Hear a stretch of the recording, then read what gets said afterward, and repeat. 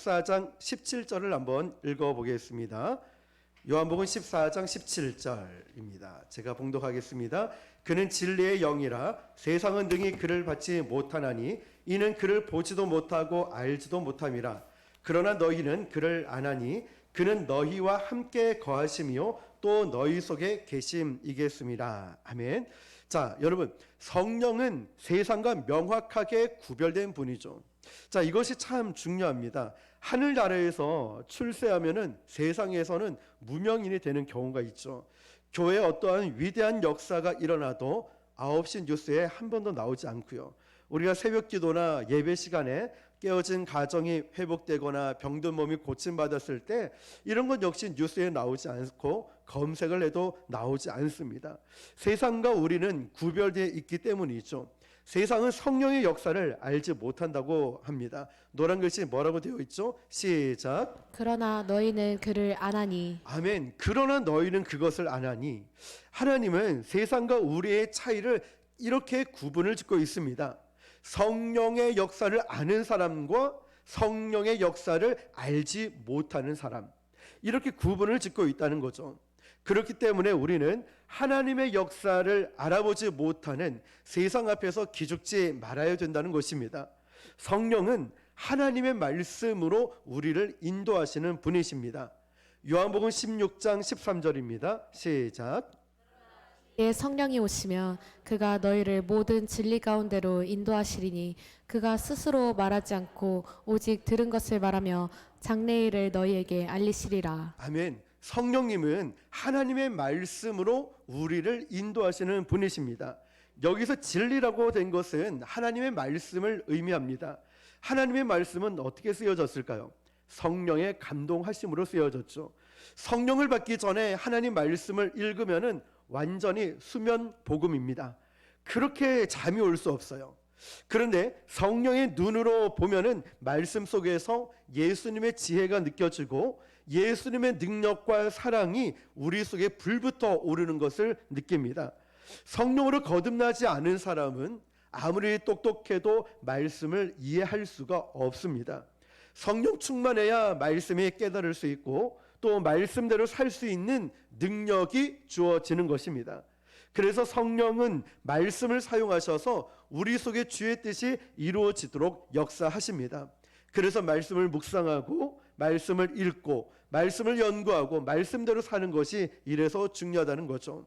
요한복음 14장 26절입니다. 시작. 보혜사 곧 아버지께서 내 이름으로 보내실 성령 그가 너희에게 모든 것을 가르치고 내가 너희에게 말한 모든 것을 생각나게 하리라. 아멘. 보혜사 곧 아버지께서 내 이름으로 보내실 성령, 성령께서 너희 모든 것을 가르치고 내가 너에게 말한 모든 것을 생각나게 하리라.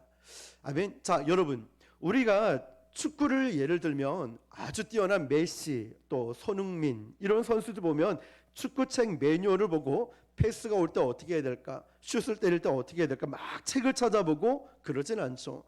저도요, 처음에 부산 극동방송에 이제 고정으로 출연을 하게 되었을 때인데요, 그때 출연을 할 때 어려운 코너를 맡았습니다. 뭐냐면 성도 그 청취자들이 이지훈 목사님에게 물어보세요, 이런 코너였어요. 근데 이 방대한 66권의 성경에 범위가 얼마나, 시험 범위가 얼마나 많습니까? 여기서 찾아내야 되는데 어떤 질문이 올지 모르잖아요. 그러면 그 질문에 대한 예상 질문을 제가 뽑아가지고 그 다음에 기출 문제 뽑듯이 답을 다 적어놨어요. 그러니까 이제 그 방송 헤드셋을 끼고 마이크를 잡고 옆에는 쫙 펴놨습니다. 예상 문제 답 이렇게 됐듯이. 그래서 어떤 질문이 올지 모르는데 어떤 분이 그 문자로 궁금한 것을 이제 물어보는데 이런 질문이었어요. 예수님이 어차피 돌아가실 건데 왜 이 땅에 오셨습니까? 그래서 제가 거기에 대한 기본적인 대답을 하니까 또 문자가 옵니다. 그런 거 말고요, 그 정도는 저도 알고 있습니다. 좀 더 심오한 진리, 심오한 말씀이 없습니까? 하는데 제가 얼마나 당황했던지 얼굴이 빨개지는 거예요. 이 방송에서 실수하고 잘못하면 완전 전체의 망신 아니겠습니까? 그래서 그거 말고는 없습니다 라고 했더니 아주 이렇게 웃음 표시가 이렇게 온 거예요. 기분이 굉장히 나쁘더라고요. 그런데 나중에 알고 봤더니 지금은 이제 다른 교회 가셨는데 저희 교회 집사님이 그렇게 문자를 보낸 거였어요. 나름 격려 차원에서 보냈을지 몰라도 나중에 제가 곤란했던 적이 있었어요. 근데 여러분, 우리가 어떤 일을 행할 때 성경이 얼마나 범위가 넓습니까? 66권에 된 이 두꺼운 책을 우리 삶에 시시각각 일어나는 상황들을 어떻게 그때그때 성경을 찾아서 해답을 찾아낼 수 있겠습니까? 우리가 신방 가거나 또 설교를 하거나 어떤 상황이 닥쳐왔을 때, 전도를 갔을 때도 이건 뭡니까? 라고 물어보면 잠깐만요, 성경이 어디 있더라 이거 어떻게 다 찾냐 이 말이죠. 우리 안에 계신 성령께서 정확한 상황을 어떤 이 말씀을 생각나게 하신다는 거예요. 부부간에 대화할 때도요, 직장에서 일을 할 때도 어떤 원칙으로 해야 될지 기가 막히게 생각나게 하신다는 거예요. 그 말씀대로 저와 여러분을 인도하신다는 거예요. 어떤 때는 내가 정말 화가 나고 아니면 두렵고 불안함이 있는데 갑자기 불현듯 하나님 말씀이 생각나서 마음의 평강이 오고, 내가 어디로 가야 될지 뭘 해야 될지 모르는 상황에 하나님 말씀이 불현듯 생각이 나서 기도해야 되겠구나, 내가 예배 드려야 되겠구나, 내가 하나님을 더 의지해야 되겠구나, 이렇게 성령의 인도하심을 받는다는 것이죠. 그러므로 중요한 게 뭐냐면 우리가 순간순간 성령님의 인도하심을 위해 기도하는 것입니다. 성령님 나를 인도해 주십시오. 중요한 순간마다 꼭 그렇게 기도하고 성령의 가르침을 받아야 되는 거예요. 우리가 자신만만한 것일수록 그렇게 기도해야 된다는 거죠. 성령께서 우리에게 가장 원하시는 것은 바로 교제입니다. 저와 여러분과 교제하기 원하시죠. 성령님은 우리 안에 내주하고 계시는데 어떤 분은 성령님과 말을 안 해요. 싸운 것도 아닌데 성령님과 말을 안 해요. 너무 바쁘대요. 너무 바빠서 성령님이 그 사람과 얘기하려면 예약을 해야 되는 거예요. 야, 언제쯤 시간 되니? 그래, 몇 날 몇 시 예약을 해야 되는 거예요. 자, 그래서 성령님은요, 기도하는 사람, 말씀 묵상하는 사람을 정말로 좋아하십니다. 우리 마음에는 복달라는 마음밖에 없는데 성령님은 아니야, 나랑 교제하자, 나랑 얘기하자, 나랑 교제 좀 나누자 라고 말씀하시는 거예요. 사실 방언 기도도요, 우리 성도들 안에서 막 자랑하기 위해서 방언하는 것이 아니라, 방언 기도를 사모하는 것은 그 기도를 통해서 성령님과 더 친밀해질 수 있기 때문에 그래요. 그래서 10분, 20분도 힘든 기도가 방언 기도하면 1시간, 2시간, 몇 시간씩 기도할 수 있다는 거죠. 그래서 성령님은요, 우리와 더 친밀한 교제를 나누길 원하십니다. 관계가 회복되면 복은 자연스럽게 따라오는 거죠. 너희는 먼저 그 나라와 의를 구하라. 그리하면 이 모든 것은 너에게 더해 주시리라. 관계가 회복되면 복은 자연스럽게 오는 거죠. 그런데 우리는 그걸 모르고 계속 관계 회복은 신경 안 쓰고 복 주세요, 문제 해결해 주세요, 나 치료해 주세요, 이렇게 하다가 안 주면 삐지고 시험 들고, 이건 아니라는 것입니다. 먼저 성령의 사람이 되는 거예요. 성령의 사람이 되시길 축복합니다. 성령의 사람이 되면 항상 하나님과 교제를 하죠. 그러면 성령께서 가장 좋은 길로 저와 여러분을 인도해 주심을 믿습니다. 5번째로 보면 성령님은 항상 우리 안에 계셔서 우리 속에 영원히 함께 계시는 분이십니다. 요한복음 14장 16절입니다. 시작. 내가 아버지께 구하겠으니 그가 또 다른 보혜사를 너희에게 주사 영원토록 너희와 함께 있게 하리니. 아멘. 성령님은요, 우리와 영원토록 함께 하십니다. 믿으십니까? 세상 사람들은 영원토록 우리와 함께 하지 못해요. 가장 사랑하는 사람도, 가장 미워하는 사람도 우리와 영원히 함께 하지 못합니다. 아무리 금술 좋은 부부도 언젠가는 헤어집니다. 제가 아는 어떤 집사님 부부가 금술이 너무 좋았어요. 그래서 신방 가니까 목사님, 저희는 한날 1시에 같이 죽을 거예요 이러면서, 금술이 너무 좋은 부부였어요. 그런데 그 아내 집사님은 일찍 돌아가셨는데 남편은 아직까지 살아 계신다는 거예요. 인간은 같이 영원히 함께 하지 못해요. 영원히 함께하지 못해요. 배신하고 필요에 따라서 우리를 떠나기도 하고 건강 문제로 한쪽이 먼저 가기도 하고 그래서 유행가 노래 보면은 이별 노래가 그렇게 많은 겁니다. 모든 인간관계는 헤어짐을 전제로 하기 때문이죠. 그러나 성령은요 우리 곁에 끝까지 계십니다. 우리가 죽음 저 너머까지 우리 주님은 저와 여러분의 손을 꼭 잡고 놓지 않고 함께 하십니다.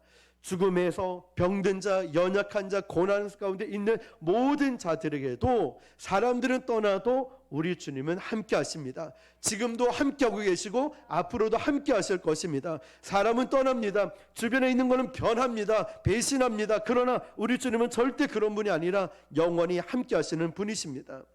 구약시대에도 성령이 계셨습니다. 그런데 구약시대 성령은요 영원히 계시지 않았습니다. 그때의 기준은 너희들이 사람들이 하는 것 보고 움직이셨습니다. 삼손에게도 성령이 임했었습니다. 그런데 삼손이 죄를 짓고 성령을 슬프게 하니까 성령이 떠나버렸죠. 인생이 그 뒤로부터는 비참해졌습니다.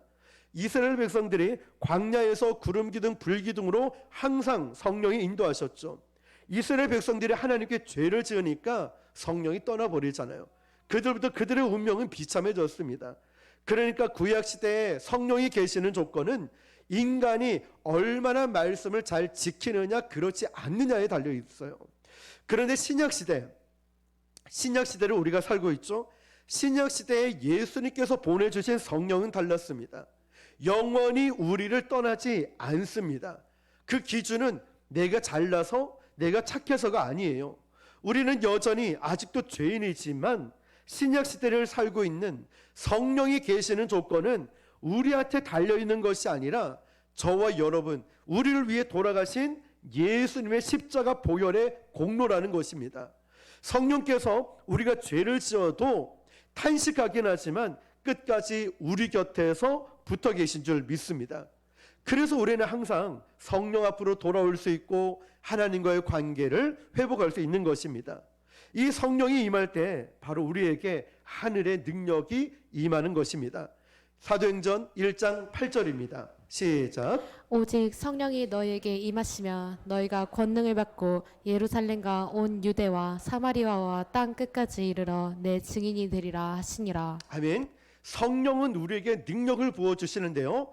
오직 성령이 너희에게 임하시면 너희가 무엇을 받죠? 권능을 받아요. 자, 보시면은 권능이 헬라어로 뭐라고 돼 있죠? 두나미스라고 돼 있어요. 두나미스 들어보셨죠? 그 이 두나미스의 어근은 여러분 다이너마이트 아시죠? 어떤 그 폭발시킬 때 쓰는 다이너마이트 있잖아요. 다이너마이트의 어근이 되는 게 두나미스라는 거예요. 그러면 다이너마이트는 뭡니까? 폭발하는 능력이 있잖아요. 폭발시키는 거. 바로 이 두나미스의 어근이 되는 게 다이너마이트인데요. 두나미스의 뜻은 이거예요. 폭발하는 능력이라는 거예요. 초자연적인 능력이라는 거예요. 땅에서 사람이 도저히 할 수 없는 것을 엄청난 기적의 능력이라는 거죠. 무엇을 받으면 두나미스 권능이 일어나죠? 성령을 받으니까요. 성령을 받으니까 그렇습니다. 이 성령의 능력이 임하면 사람이 달라져요. 똑같은 사람인데요. 인격이 달라지고 지혜가 달라지고 비전이 달라지고 예배가 달라지는 겁니다. 헌신이 달라진다는 거예요. 겁쟁이가요 갑자기 담대해지기 시작해요. 우둔했던 사람도요 지혜로워집니다. 사납고 거칠던 사람이 온순한 양같이 부드러워집니다. 무엇을 받았을 때요? 성령을 받았을 때. 겟세마네 동산에서 예수님을 버리고 도망갔던 제자들이 성령을 받고 나니까 어떻게 됩니까? 똑같은 이 제자들이었지만 성령을 받고 나니까 담대한 증인이 되지 않습니까? 성령이 임하면 세상에 줄 수 없는 담대함이 생기는 것입니다. 그래서 우리가 성령을 받아야 되는 거예요. 그래서 저와 여러분이 성령을 받아야 됩니다. 성령을 사모하시고 성령 충만함을 간구하시길 바랍니다. 우리 모두가 성령 충만하시길 축원합니다. 같은 일을 하더라도요 성령 받고 하는 사람은 완전히 다릅니다. 성령 받고 목회하는 목사님들 보면 달라요. 아무리 상황이 열악해도 부흥이 일어납니다. 마치 맛있는 맛집을 가면 어떻습니까? 아무리 구석지고 외지고 주차장이 불편해도 사람들이 몰립니다. 성령의 임재가 가득한 사람은 부흥을 끌어당기는 능력이 있는 거예요. 성령 받은 사람이 사역하면 다르다는 거예요. 성령 받은 사람에게는요, 세상에 설명할 수 없는 그 능력이 임하는 것이에요. 성령의 능력이 없으면 인간의 힘으로 사역하면 정말 힘듭니다. 어떨까요? 막 짜증이 나죠. 원망이 일어나죠. 왜 나만 이거 해야 되냐고. 왜 내가 이렇게 바쁘게 힘들게 희생하고 헌신해야 되냐고. 그런데 여러분, 성령이 임하면 그런 큰 일도 쉽게 합니다. 쉽게 한다는 거예요. 그렇게 힘든 일도요. 말씀드렸죠. 사랑하면 계산하지 않아요. 사랑하면 카운트를 세지 않아요. 내가 신앙의 연수가 어떻게 되고 헌금을 얼만큼 하고 봉사를 얼만큼 하고 내가 무엇을 했는지 숫자를 계산하지 않습니다. 사랑하면요. 마찬가지로 성령이 임하면 마찬가지로 이런 특징이 있어요. 여유가 있다는 거예요. 어떤 힘든 상황 속에서도 패닉하지 않습니다. 믿는 구석이 있기 때문이죠. 임은 힘으로도 능으로도 되지 아니하나 오직 나의 신으로 되느니라. 아멘. 여러분, 꿈이 있다면, 비전이 있다면 성령을 받으시길 바랍니다. 성령의 능력이 있어야 그 꿈과 비전을 이룰 수 있는 거예요. 요즘 왜 이렇게 기도가 지쳐요? 왜 이렇게 예배가 뜨겁지 않고 찬양에도 감사와 감격이 옛날 같지 않습니까? 성령을 받아야 되는 거예요. 우리 안에 하늘로부터 임하는 성령의 능력이 있어야 이웃을 사랑할 수 있어요. 원수를 용서할 수 있는 능력이 바로 성령이 임할 때 불같이 일어난다는 거죠. 성령으로 기도할 때 병이 고쳐지는 것입니다. 성령으로 기도할 때 귀신이 쫓겨나는 거예요.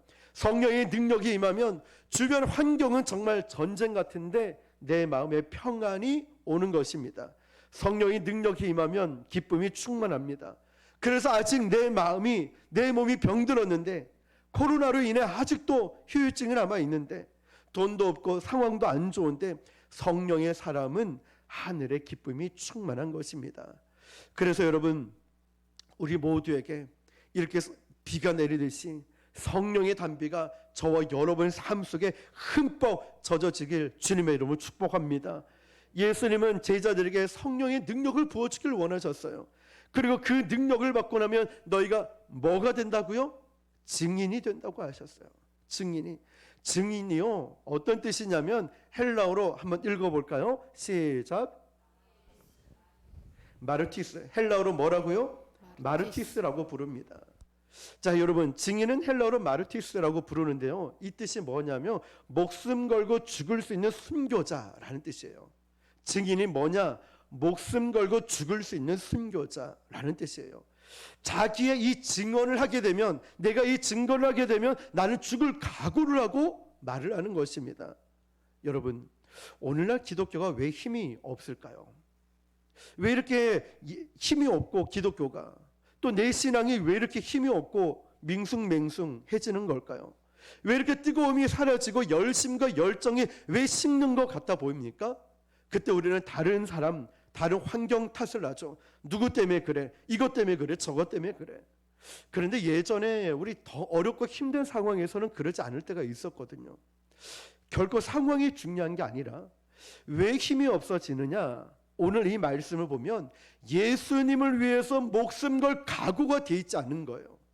편안하고 안락하고 정말 그런 부분들만 우리가 쫓아가는 거예요, 신앙을.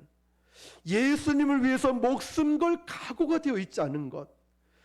목숨을 걸면 예수님 위해서, 십자가 복음 위해서 사람에게 욕을 듣는다, 아무렇지도 않습니다. 주의 십자가를 위해, 복음을 위해서 욕을 듣는다, 아무렇지도 않아요. 대수롭지 않아요. 까짓것 욕 듣는 게 대수냐 이러면서 복음 전합니다. 예배 드립니다. 까짓것, 그까짓것 뭐 예수 십자가를 위해서 내가 욕 듣는 거 어때? 핍박당하는 거 어때? 손해보면 어때? 억울하면 어때? 십자가의 복음을 증거하는 일에 뭐가 문제입니까? 이런 담대함이 없으니까 누군가가 주변에서 너만 유별나게 왜 헌신해? 왜 그런 데서 있어? 너만 왜 희생하는 거야? 이러니까 어때요? 흔들리기 시작하는 거예요. 내 신앙이 흔들려요. 주님을 위해서, 십자가를 위해서 내 모든 건 내놓는 것이 아니라 그냥 조금만 누가 옆에서 말하면 흔들리는 거예요. 그런데 여러분, 저는 이렇게 생각합니다. 하나님이 보실 때 큰 교회 규모, 숫자, 크기, 이것이 신앙을 결정하는 게 아니거든요. 이것이 위대함을 결정짓는 게 아니에요. 내 신앙, 내 믿음이 지금 하나님 앞에서 어떻게 서 있는가? 내가 정말 주의 십자가 복음을 위해서 내가 기꺼이 헌신할 마음이 있고 희생할 마음이 있는가? 더 나아가서 목숨 걸 그런 믿음이 나에게 있는가? 이게 중요하지. 어째 숫자 규모 크기가 중요하겠습니까? 담대한 목숨 건 증인이 되는 것, 그런데 이것은 사람의 힘으로 되지 않아요. 이것은 성령의 힘으로만 가능하다는 거예요. 아무리 저보고 제가 억지로 복음 전해야 돼, 전도해야 돼 얘기한다고 제가 뭐 말 듣겠습니까? 아니에요. 성령을 받으니까, 성령이 내주하고 계시니까 자연스럽게 전도하러 가는 거예요. 주님이 기뻐하시고 그 마음을 아니까 가는 거예요.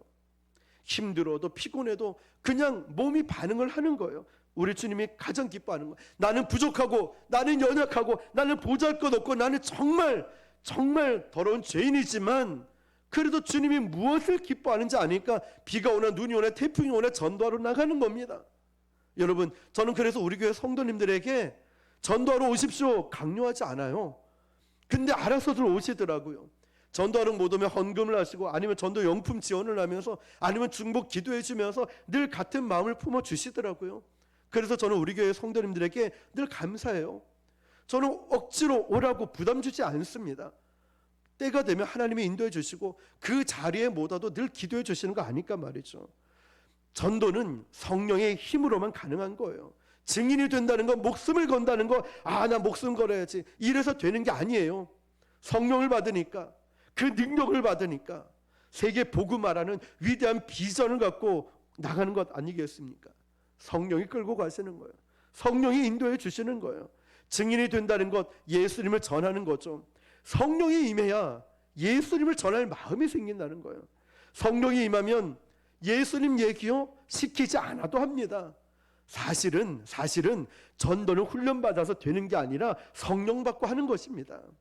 여러분, 맛있는 맛집 하나 발견하면 SNS 올리면서 온 동네방네 얘기하지 않습니까? 그게 전도입니다. 예수님을 만나고 성령 받으면요 시키지 않아도 증인이 됩니다. 사도행전 2장 33절입니다. 시작. 이 오른손으로 예수를 높이심에 그가 약속하신 성령을 아버지께 받아서 너희가 보고 듣는 이것을 부어주셨느니라. 아멘. 너희가 보고 듣는 이게 뭘까요? 성령이죠. 성령 받은 120명의 성도들은요 각 나라 말로 예수님의 이야기를 증언하는 장면입니다. 이 증언을 듣고 거기에 왔던 전 세계 디아스포라 유대인들이요 다시 자기 나라로 돌아가서 로마 제국 전체 복음화를 위해서 씨를 뿌린 것입니다. 그래서 이 성령 사건은 엄청난 사건입니다. 세계 복음화가 시작된 것입니다. 이제 말씀을 정리하겠습니다. 여러분, 오늘 제목 기억하시죠? 십자가, 부활, 성령. 자, 십자가 사건이 있고 나서 부활 사건이 있고, 부활 사건이 있고 난 다음에 50일 뒤에 오순절 성령 강림 사건이 일어납니다. 자, 그러면 십자가와 부활과 성령은 우리가 따로따로 떼는 게 아니라 한 구슬로 깨워야 되는 거, 한 줄로. 십자가가 있으니까 부활 사건이 있고, 부활 사건이 있고 50일 뒤에 오순절 성령 강림 사건이 일어난다는 것. 그런데 우리는 지금까지요 교회에서 절기로 지키고 따로따로 떼서 가르치니까 이걸 따로따로 생각하는 경우들이 있어요. 십자가 따로, 부활 따로, 성령 따로. 그러나 그것이 아니라 한 줄로 깨야 한다는 것이죠. 지난주에 말씀드렸듯이 건물을 건축할 때 기초 공사를 하고 콘크리트로 뼈대를 만들고 올려야 돼요. 외형 공사를 하고 그리고 인테리어 공사를 하는 이런 차례차례 순서가 있다는 거죠. 하나님께서 만세 전부터 정확한 순서대로 설계를 하셨습니다. 그래서 우리는 정확하게 그 순서를 봐야 되는데요. 그래서 사도행전을 또 다른 이름 뭐라고 부르죠? 성령행전이라고 합니다. 성령의 역사를 다루고 있지만 사도행전에 나오는 설교들을 보면은 특징이 있습니다. 베드로의 설교, 스데반의 설교, 사도 바울의 설교를 보면 전부 다 십자가 사건을 이야기를 하고 있어요. 십자가 사건. 그 다음에 부활 사건을 이야기를 해요. 근데 결론이 어떻게 되느냐? 성령 사건으로 결론이 맺어져요. 부활절이 왜 축제이고 중요하냐면 성령 시대의 문을 열었기 때문이죠. 갈보리 십자가에 그리고 성령 시대에 반드시 중간에 어떤 사건이 있냐면 부활 사건이 있다는 거예요. 죽음을 이기시고 부활 승천하신 예수님이 바로 하늘 아버지로부터 성령을 받아서 마치 바톤 터치하듯이 성령을 받아서 성령 우리 가운데 부어 주셨다는 것이죠. 부활 승천이 없었으면 이게 가능하지 않습니다. 그래서 부활은 십자가에서 결론이고 또 성령 시대의 서막이라는 것입니다. 죽음 권세를 이기시고 부활하신 예수님이 성령을 저와 여러분에게 부어 주셨습니다. 그 성령을 받고 나니까 똑같은 사람이지만 180도로 변했다는 것입니다. 비겁하고 나약한 제자들이 땅끝까지 가서 복음을 전하며 또 순교하는 죽는 사도들이 되었습니다. 무엇을 받았기 때문이죠? 성령을 받았기 때문에 그래요. 성령은 부활이라는 문을 타고 온 겁니다. 부활절은 십자가의 끝이면서 성령의 시작인 것입니다. 십자가 부활을 통해서 주어진 이제 50일도 채 남지 않은 오순절 성령 강림 사건을 다시금 기억할 수 있길 바랍니다. 특별히 이제 오늘 저와 여러분들이 이런 성령 세례를 받을 수 있게 축복합니다. 성령의 충만함을 받길 바랍니다. 내 신앙이 약해졌다, 내가 인간적인 생각을 너무 많이 한다, 기도가 되지 않는다, 예배에 간격이 없다, 내가 자꾸 불평과 원망이 많아졌다, 그러면 우리가 받아야 될 게 성령이에요. 성령을 받으면 달라지는 거예요. 뜨거워지는 거예요. 말하지 않아도 증인의 삶을 살고요, 세상이 나에게 뭐라고 해도, 주변이 나에게 뭐라고 해도 흔들리지 않아요. 그까짓 건 뭐 대수냐 이러면서 성령 따라, 성령의 이끌림심 따라 살아가는 거예요. 이게 성령 사람이 되고 성령의 시대를 살아가는 사람, 저와 여러분이 되어야 될 줄 믿습니다. 오늘 기도할 때 주님, 저에게 성령을 부어주십시오.